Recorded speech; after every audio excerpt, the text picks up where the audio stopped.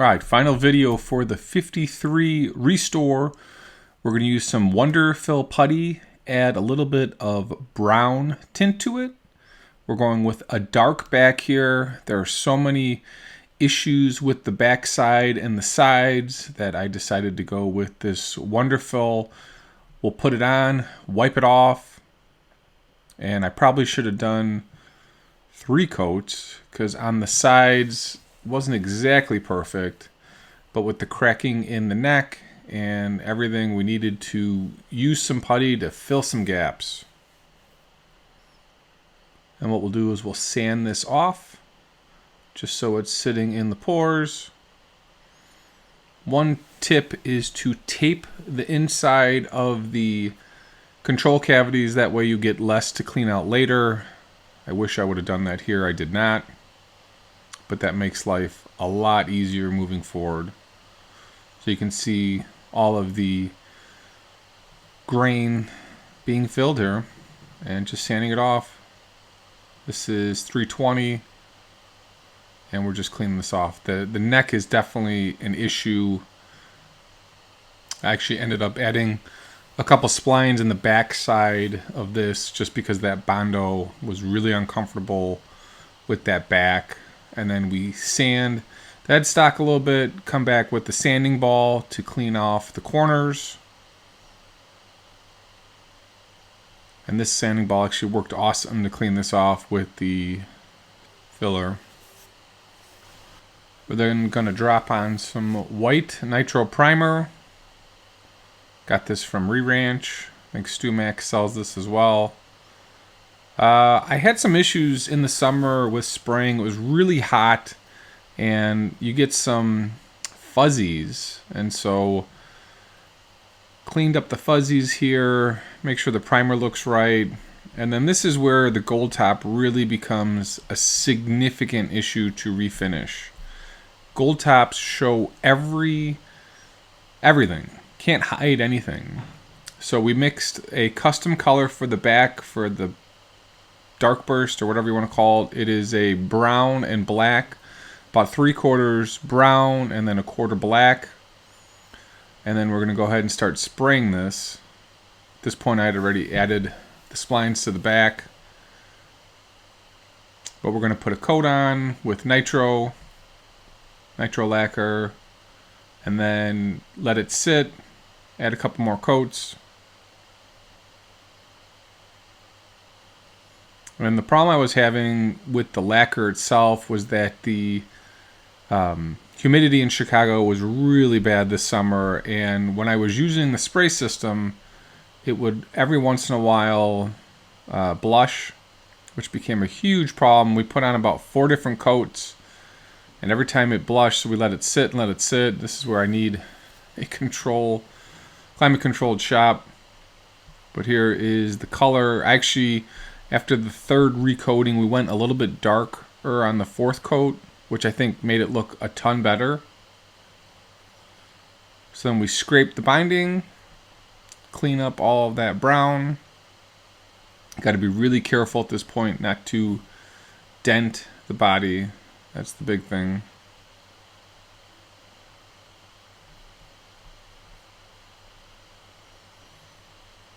And then here is the gold. We re-upped the masking tape on the back side so we don't get all over the body. And we're using Re-Ranch and Stewmac here, a little bit of combination of the both. The antique gold is the color to go with. I had mixed a custom color from the brass company that actually makes the original color, but I didn't like the way it looked, and it kept gelling over. So we use the rattle cans here, and you can see how finicky the rattle cans and this finish are here in a second. It shows every divot, every crevice.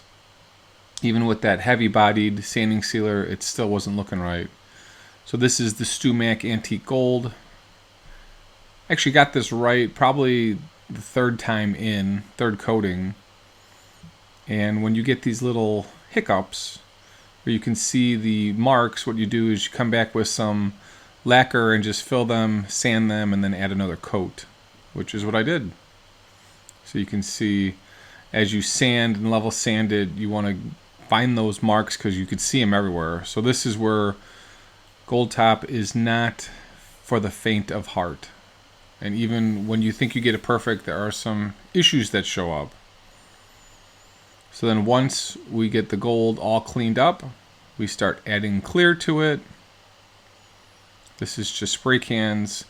When I was using my system, I was getting way too much blush, and for some reason the cans were drying better. I think even though I had thinned my material, it just wasn't doing it right. So add a couple coats, level sand, add a couple more coats.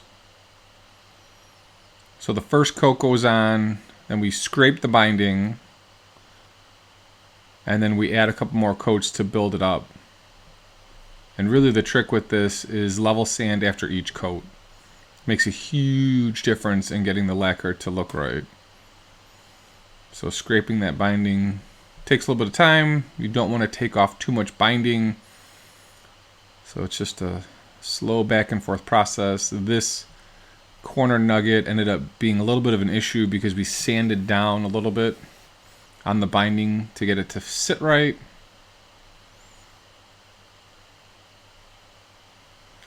And then we start doing some more sanding before we put the final coat of lacquer on. So here we're making sure the binding looks good under the neck pickup. Go ahead and tape up the fretboard. Trim it so it's nice and done. Make sure that neck upper area looks good. So I actually got a credit card and some 320 grit sandpaper, and we're just sanding it. And then this is the final coat of lacquer. We put on about 4 coats. Again, level sanded in between each. I'm not going to show you all of that, but put a coat on, let it dry, sand it just with like a 320, and then come back and do another coat.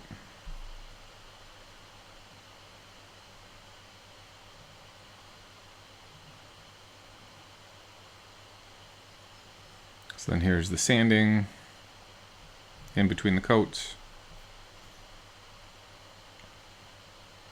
I use that open grit sandpaper, 320. It'll get any of the fuzzies or anything else down, and then as you lay the lacquer over, you get a lot less orange peel. And then this is the final coat on the top.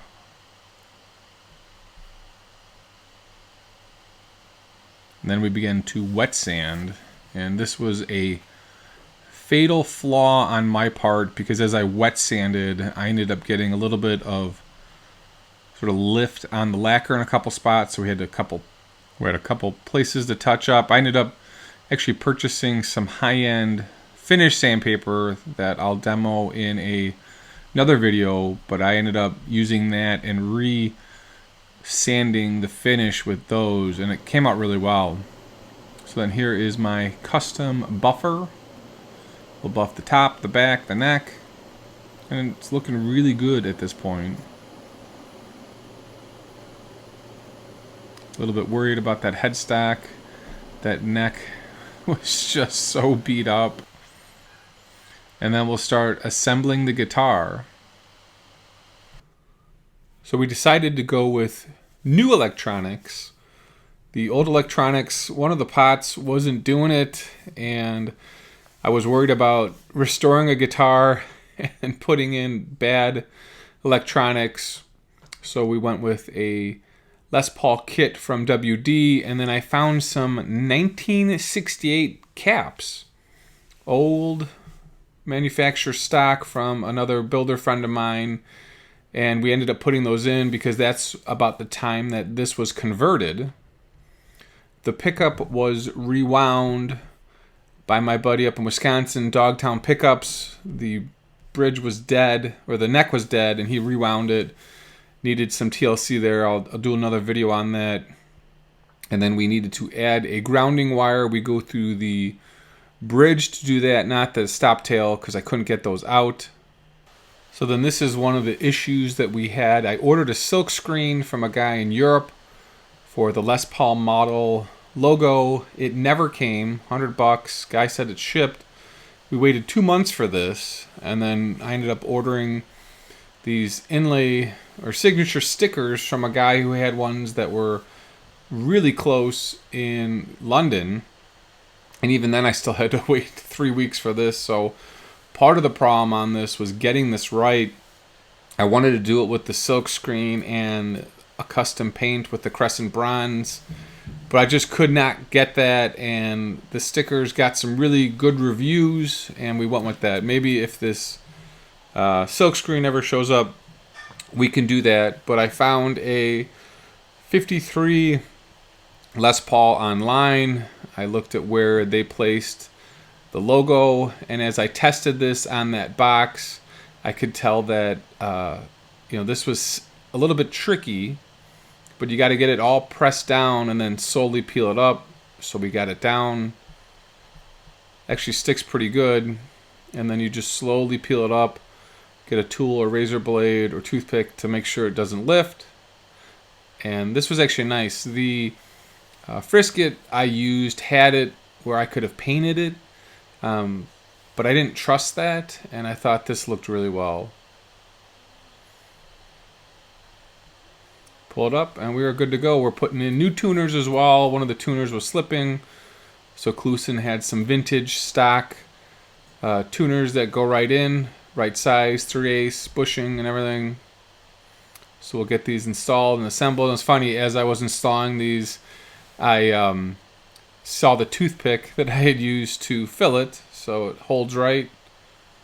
And then we're going to put a Graphtec Tusk nut on there, install the bridge and the stop tail piece, tap it down, and then the cover, control cover, didn't fit properly, so we actually had to sand that down. We'll intonate the strings, had to cut a slot and then lower the nut slightly, and we'll give you a sound clip here.